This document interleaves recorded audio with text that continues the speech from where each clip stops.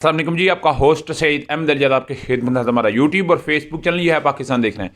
लाखों करोड़ों दुरूद-ओ-सलाम हज़रत मोहम्मद मुस्तफ़ा सल्लल्लाहु अलैहि वसल्लम और आले मोहम्मद पर।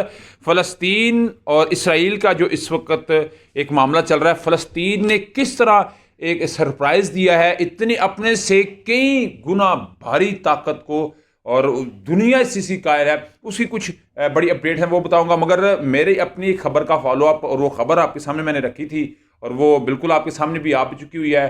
तो अल्हम्दुलिल्लाह, अगर आप समझते हैं कि इस तरह की वीडियोस मजीद आप देखना चाहते हैं तो फिर चैनल को लाइक कर लें, सब्सक्राइब कर लें, अपने दोस्तों के साथ शेयर करें ताकि हम बर वक्त आपके साथ ये खबर शेयर कर सकें। तो मैंने आपको बताया था कि सदाकत अली बासी साहब जिस तरह आके अपनी वालदा, अपनी बच्ची, बेटी और वाइफ के गले लग कर रोए, तो आदल शाहजेब उनके शो जो डॉन न्यूज़ पे कर रहे हैं, उनके शो के अंदर मैंने बताया था कि रात 10 बजे हुआ, पफिंग की गई, जिसको आप मेकअप कहते हैं मगर इस लैंग्वेज में पफिंग उसको कहते हैं।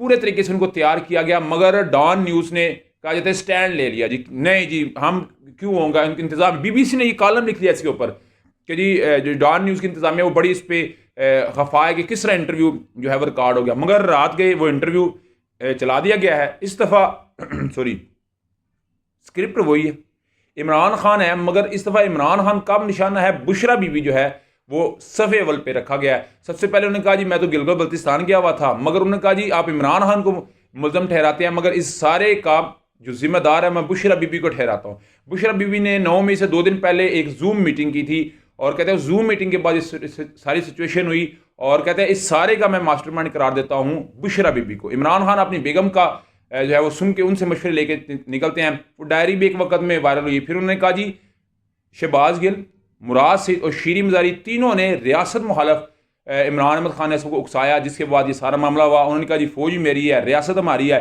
रियासत से टकराना कोई अच्छी बात नहीं। उन्होंने सियासत भी छोड़ दी और तहरीक इंसाफ भी छोड़ने का उन्होंने ऐलान कर दिया।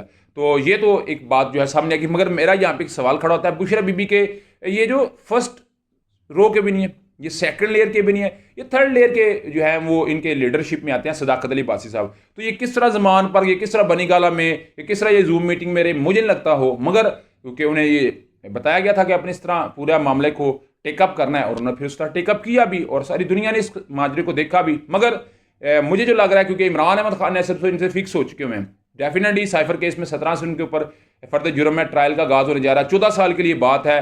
एक वक्त में तो ये भी पता चला कि कैपिटल पनिशमेंट सजाए मौत तक की बात है, मगर इतनी लंबी बात नहीं होगी।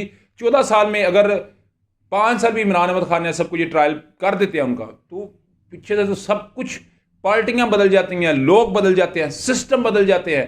तो ये उनका एक मामला है। मगर इस दफ़ा बुशरा बीबी को भी रखा गया है, और बुशरा बीबी के लिए भी जो है मेरा हाल है इस मामला सख्त होते मुझे नज़र आ रहे हैं। डेफिनेटली मैं इसके मतलब आपको बताऊंगा। और सबसे पहले जी जो मैंने आपके साथ बात की थी, फ़लस्तीन, इनके हमास ने जितना सरप्राइज इस दफ़ा इसराइल को दिया है कि उनके वहमो गुम, अपने से 1000 गुना ताकतवर थी इसराइल, जिसका एयर डिफेंस सिस्टम तबाह कर दिया, बटालियन कम्युनिकेशन सिस्टम तबाह कर दी। मेरी सबसे बड़ी आपके साथ खबर यह है कि कतर के अंदर इस वक्त मुआहदे हो रहे हैं। कतर के अंदर इस वक्त बातचीत चल रही है, किस चीज़ के ऊपर?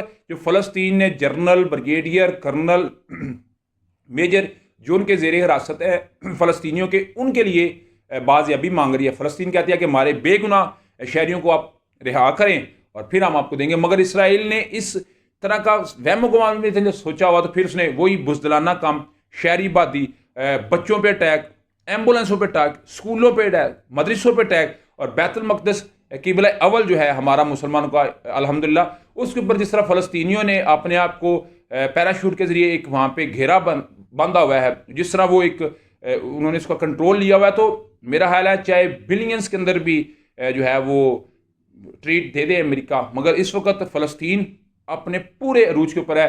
अगर मैं हिजबुल्लाह की बात करूँ, अल कासम ब्रिगेड की बात करूँ, इधर से अफगान तालिबान जो है वो कह रहे हैं हमें रास्ता दे दो। इस वक्त सिचुएशन जो है वो पूरी दुनिया जो है इसके ऊपर नज़रसानी कर रही है। जो एक सलामती कौंसल का इजलास था वो बेनतीजा हुआ। अरब लीग ने कहा कि जब तक फ़लस्तीन के ऊपर इसराइल का मौक़िफ़ तब्दील नहीं होगा, हम उस वक्त तक जंग बंद नहीं करेंगे। चाइना ने इसमें अपना कदम रखा है। पाकिस्तानी वज़ीर आज़म चाइना जा रहे हैं। चाइना कहती है कि क्योंकि खित्ते की सिचुएशन है, ये जो लगी आगे ये मज़ीद बढ़ सकती है, तो चाइना कहता है कि इस मामले को कूल डाउन होना चाहिए। तो देखना पड़ेगा ये कब होता है। मगर इस वक्त मेरा ख्याल है किसी ने क्या लिखा कि इसराइल अमेरिका पे यकीन कर रहा है, और फ़लस्तीनी अल्लाह पे यकीन कर रहा है, तो नतीजा आपके सामने है। आप क्या समझते हैं मुझे लाजमी कमेंट उसमें शेयर कीजिएगा। ब्लॉग वीडियो पसंद है तो फिर चैनल को लाइक सब्सक्राइब अपने दोस्तों से शेयर कर लीजिएगा। नेक्स्ट वीडियो तक के लिए होस्ट को जल्दी अल्लाह ताला का हमें अस्सलाम वालेकुम।